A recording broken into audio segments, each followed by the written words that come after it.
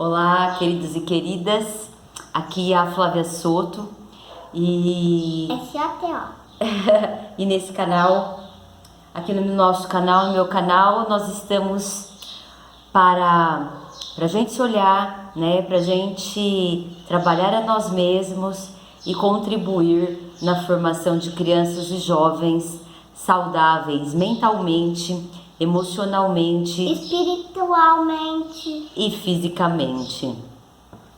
E hoje nós vamos falar sobre a autoestima. Então vamos começar falando o que é autoestima. A autoestima é como a gente se vê, como a gente se sente, né, neste mundo, como a gente se sente merecedor, né, como a gente se sente confiante, como a gente se sente pertencente, amado, reconhecido. E como assim, eu vou falar como a gente sabe, mas vou repetir aqui, quando a gente está na barriga da nossa mãe, quando a gente nasce e até os 7 anos de idade, nós somos puro inconsciente. Então, o que é ser puro inconsciente? Nós temos a mente racional, que é o consciente, a mente que pensa, que raciocina, a mente analítica, que é 5% dela. Aí nós temos a mente inconsciente, que é representado pelos nossos sentimentos, aquele arcabouço de memórias que ficaram ali. Por quê? Porque até os 7 anos nós não... E o inconsciente é 50%, é muito. Não, é mais. O inconsciente é 95%, né? Que é o que comanda a nossa vida, né? Então, quando a gente até os 7 anos, 8 anos é puro inconsciente, isso quer dizer que tudo está sendo plasmado em nós, ou seja, está entrando em nós sem filtro nenhum. Sem a mente racional está ainda liberta nesta fase da nossa vida, geralmente nesses primeiros 7 anos de vida, né? Não é já faço 7 anos e está liberto, não. Existem sinais de prontidão para a liberação, né? Para a libertação desse consciente, como, né, a troca dos dentes, o crescimento dos membros. Então, existem aí, né, esses sinais realmente de prontidão para este amadurecimento, né, para que este intelecto esteja liberto.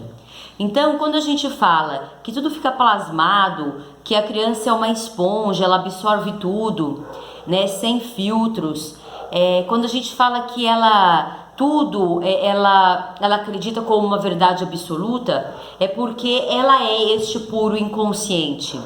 Então, tudo vai ficar plasmado nela através de sentimentos, de sensações, né? Então, por que a gente se olhar? Se a gente tem uma baixa autoestima, né, também, né, a gente foi esta criança, por isso que a gente fala que a gente tem a nossa criança ferida, né, os nossos pais foram, os nossos avós foram, quer dizer, todo mundo, né, foi e teve esta sua fase onde ficou plasmado ali os sentimentos de abandono, de rejeição. E eu já falei também sobre isso num dos vídeos, mas eu vou falar aqui meio, né, em síntese, que não é, vamos supor, se eu fui abandonado na lata do lixo que eu vou ter sentimento de abandono. Não, como essa criança não tem este intelecto liberto, esse racional liberto, então se essa mãe precisa trabalhar, né, e esse filho ficou sozinho... Até agora eu tô muito... ele não compreendeu, ele não tem o raciocínio, minha mãe precisa trabalhar, então por isso ela me deixou aqui sozinho, me deixou na escola, né? E então ele vai, então as interpretações, né? Ou seja, não tem como racionalizar aquilo, então ficam as sensações a partir de uma interpretação realmente sem o discernimento, né? Sem o bom senso. Por quê? Porque ainda não tem o racional liberto. Então, tudo que a gente, primeiro, tudo que a gente sente, né, e pensa que ficou plasmado em nós, se a gente não faz esse trabalho de autoconhecimento para identificar as nossas feridas, as nossas crenças limitantes, né, os padrões que nos deixaram sentindo ali incapaz, não merecedor, então a gente foi lá chamado de repente de você é burro, cabeça de vento, tantas outras coisas, né, que a gente fala, se é chato, se é feio, é coisa mais feia. Essa criança, ela vai absorvendo aquilo como a autoimagem dela, como se ela realmente fosse aquilo, né? E para além disso, não só verbalmente, esse discurso materno, esse discurso dos cuidadores, dos professores, que faz essa criança acreditar que ela é isso, né? E não faz, ela acredita porque ela é puro inconsciente, se é preguiçoso, né? As situações que ela vai vivendo. Então, nós pais, educadores, que não trabalhamos as nossas feridas e as nossas crenças, o que a gente faz? A gente vai reproduzir, porque a gente transmite aquilo que a gente tem. Lembrando que nós não estamos julgando os nossos pais, os nossos educadores, nem os pais dos nossos pais, nem os educadores dos nossos pais, nossos avós, de ninguém, né? Por quê? Porque a gente está ampliando a nossa consciência e sabendo que realmente é um processo de evolução e que todo mundo fez o melhor que podia com a consciência que tinha. Então, ninguém chamou o outro de chato, de feio, numa maldade, muito pelo contrário. A gente de repente viu o nosso filho fazendo uma birra e a gente não sabia lidar com aquilo, não sabe lidar com aquilo, e a gente fala, que coisa feia. Mas a gente faz isso das melhores das intenções, para essa criança compreender que aquele comportamento não é o adequado, inclusive para aquele motivo. Um motivo que a gente também não compreende, né? O que a criança está sentindo. Que a criança, ela não tem o racional e nem uma inteligência emocional para lidar com as frustrações, né? Para lidar com os medos, para lidar com as inseguranças. Então, nós adultos, né, nós temos que acolher esse sentimento que ela está sentindo, porque ela está sentindo aquela frustração, então ela chora, né, o medo, em vez da gente invalidar. E a gente pode trazer sim que aquele comportamento, não é você é isso, né, você é feio, você não. Este comportamento está inadequado, né? Então a criança que bate, ela está com raiva, ela está com ciúmes, né? Ela está frustrada, ela recebeu um não, ou estragaram o que ela estava fazendo e ela não sabe lidar com aquilo, né? Ela não é um adulto, ela não está com o intelecto, né, formado, o neocórtex, né, cientificamente falando, formado para saber lidar. E se este adulto também não sabe lidar, se esse adulto está agindo a partir das feridas dele, né? Então fizeram isso com ele não ainda olhou, não está olhando para isso, né? Não está identificando as suas dores, porque machuca, porque dói, né? Não está olhando os seus padrões por lealdade à família, então ele não consegue entender ainda que não é porque ele vai fazer diferente, né, que ele está indo contra a sua própria família. Não, ele pode fazer diferente ele honra, obviamente, os seus pais e todos, né, que o educaram, os seus cuidadores, porque todo mundo realmente está fazendo o seu melhor com a consciência que tem, mas eu decido, né, fazer diferente. Eu decido tomar conhecimento, né, do que fazer. Inclusive a ciência, né, evoluiu muito, trazendo aí pra gente todas essas questões do inconsciente que a gente não sabia, né? Então era simplesmente uma reprodução, sem conhecimento nenhum sobre, né? Era aquela história, filho de peixe, peixinho é. Porque é assim, só que antes era de um lugar de como que eu vou fazer diferente. Então a gente só se revoltava contra aquilo. Filho de peixe, peixinho é. Sempre um humano vai ter um humano. Sempre. Não, e tipo assim, se eu pego e eu falo pra você, se eu bato em você, se eu grito, já fiz isso, né? Porque eu também já fui inconsciente e venho buscando essa consciência, e não é um processo de agora eu sei e não vou fazer mais, não. Quando acontecem as situações, inclusive como um teste, né?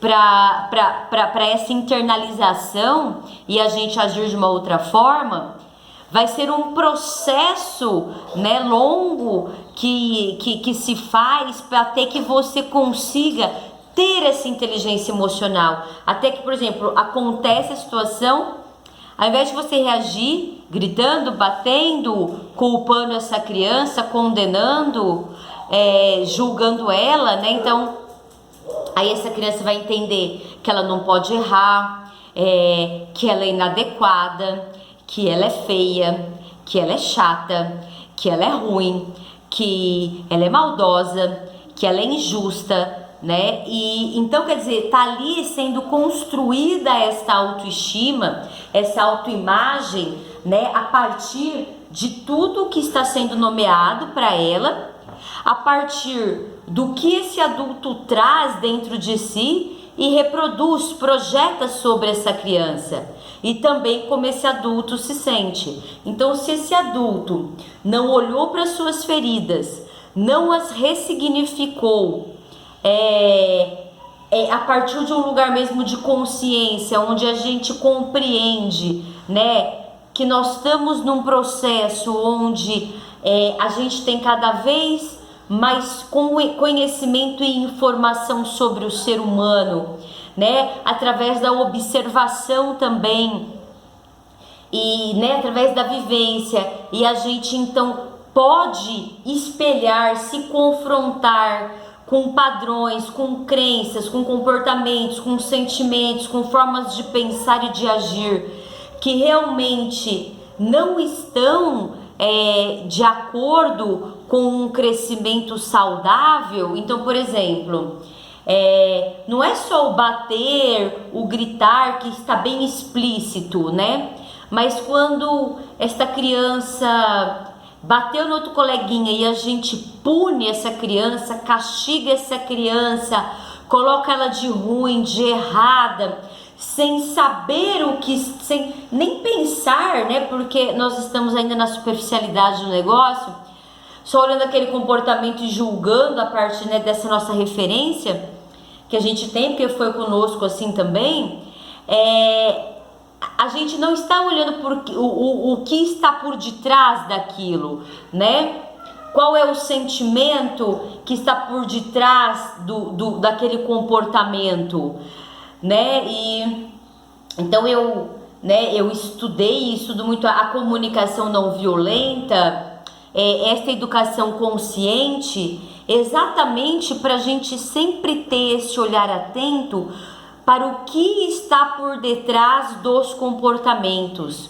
O quanto eu sou violenta com meu filho quando eu ignoro os sentimentos deles, quando eu banalizo aqueles sentimentos deles, quando eu puno, quando eu ameaço, né, por comportamentos que os comportamentos sim podem estar sendo inadequados, mas existe um de trás desse comportamento que não está sendo olhado, não está sendo validado, né? E esse comportamento está sendo somente um reflexo disso, né? Então eu estou violentando o meu filho e os meus alunos, se você também é educador e professor, cuidador, quando eu não olho para esses sentimentos. E aqui, gente, eu vou fazer uma diferença que é uma linha tênue, né? Muitas das vezes, que é o superprotecionismo, o puxa-saquismo. Então, eu acho que para o meu filho ter autoestima é assim: ele fez A, eu tô lá. Sabe? Gente, não é que a gente não tenha que celebrar, pera um pouquinho, não é que a gente não tenha que celebrar as conquistas dos nossos filhos, a gente tem que celebrar as conquistas dos nossos filhos, só que também a gente banalizar o elogio para tudo, ou então a gente exagerar ao ponto da superproteção, do puxa-saquismo, de um lugar onde essa criança também vai se desconectar da realidade, ou seja, ela não vai compreender ali na frente que, tipo assim, porque eu fiz assim, tão ali, sabe? E tipo assim, isso não é a realidade. E não é que não é a realidade assim do mundo, que o mundo é mau, não. É que não é uma realidade por si só, entendeu? Tipo, a criança falou, e os pais, parabéns! Tipo assim, eu vejo que nem, né? Vamos começar desde lá do bebê, né? Que conquista os seus movimentos, depois o andar, o falar. É lógico que isso tem que ser celebrado, né? Mas é algo natural, entenderam? Tipo assim, é algo natural. Esse ser humano crescendo, ele está se inspirando neste adulto, né? E então os movimentos, o chegar a hora, né, do andar, do falar, é uma grande conquista, mas não tem que ser colocado como algo, o que eu estou dizendo assim, desse exagero, né?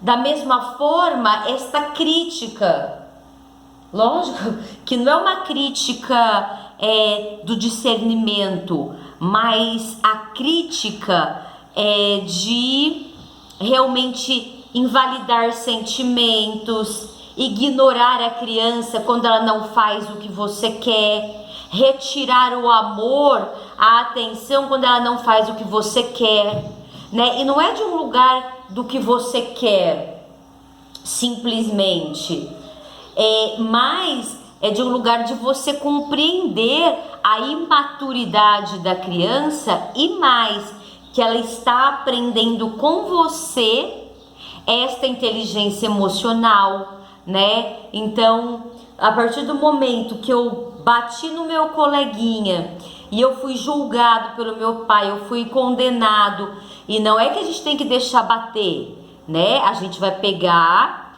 a gente vai validar esse sentimento. Você tá com raiva, você tá com ciúmes, né? Nós pais, muitas vezes a gente consegue perceber se a gente está desperto, né? Se a gente está na superproteção, nas nossas feridas, a gente não consegue. A gente tenta até proteger o nosso filho que bateu, né? Porque a gente não sabe o que fazer.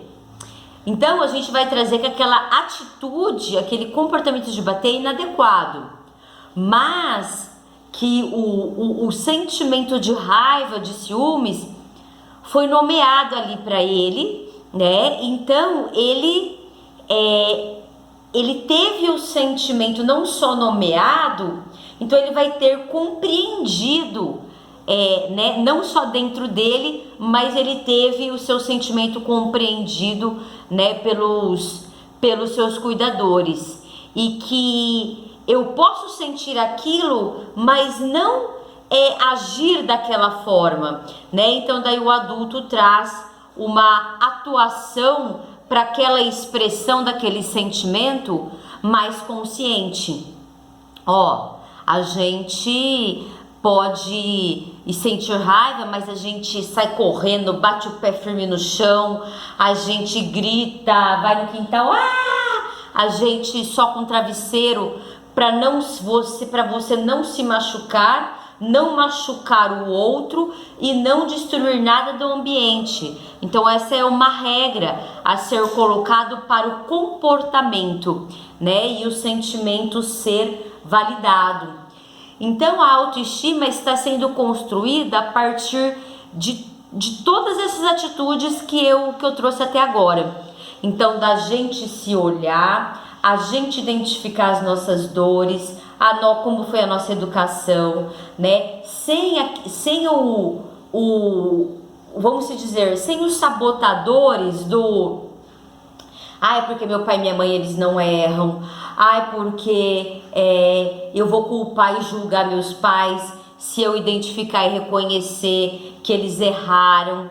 Não, gente, a gente não é nem reconhecer um erro, né? É reconhecer uma inconsciência, um desconhecimento. É simplesmente reconhecer uma reprodução automática que também é feita de geração em geração, sistemicamente, né? E hoje nós temos este conhecimento para olhar para isso com sabedoria e saber que a gente fazer diferente e com o conhecimento que a gente tem hoje, isto é honrar e isto é curar o para frente, ou seja, não projetar sobre, e o para trás, né? Curar também toda a nossa ancestralidade, porque o julgar não está em identificar, reconhecer e transformar atitudes, comportamentos, né, que realmente estão obsoletos, que são inadequados, mas que não eram vistos como, né? Era a única forma, inclusive, né, que tinham de educar, de fazer, mas é um olhar realmente honesto e honroso, né? Eles fizeram tudo que eles podiam e sabiam, né? E cada vez mais para trás foi cada vez mais autoritário, mais difícil, né? Esta caminhada para a gente chegar até aqui, né? E se não fossem toda essa ancestralidade passando por tudo isso para que se chegasse até hoje e depois mais para frente vai ser cada vez mais evoluído, a gente não estaria aqui, né? E se também a gente não tivesse passado por todas essas dores e sofrimentos, a gente muitas vezes não enxergaria inclusive o nosso propósito e a nossa missão de mudar, de transformar, né? Então eu vou transformar esse sofrimento, de que eu apanhei, de que gritaram comigo, quer dizer, como transformar esse sofrimento? Eu não vou julgar o outro, quer dizer, colocar o outro de mal, então não vou me colocar de vítima, então eu faço isso porque fizeram isso comigo, então eu não tenho como mudar, né? Mas eu vou me colocar como um agente de transformação. Eu honro, né? Eu honro, não é que eu concorde, mas eu honro porque isso era a única coisa que se sabia fazer, né? Como a gente também durante o tempo, não só que a gente tomou conhecimento, mas esse tempo de transformação, e que assim, a gente não chegou a se transformou e acabou-se, né? É um dia a dia, todos os dias se transformando e se curando, né? Então, é a partir desse nosso olhar, dessa identificação, desse reconhecimento, né? Dessas crenças, desses padrões, dessas dores emocionais, com honra, né? A toda a nossa ancestralidade e com essa alegria, com esse entusiasmo em transformar, para que a gente consiga contribuir para formar uma geração muito mais segura, se sentindo capaz, se sentindo confiante, se sentindo feliz, é que a gente tem que colocar o nosso foco, o nosso olhar, né? Porque senão a gente vai ou projetar automaticamente, ou a gente não vai se abrir para a mudança, né? A gente vai ficar naquele lugar estagnado, achando porque tem o conhecimento intelectual sobre isso, que está agindo dessa forma e não está agindo, e que a culpa é sempre do outro, né? Então é o outro, né, que tá julgando, né? Então esse é o olhar da vítima, né?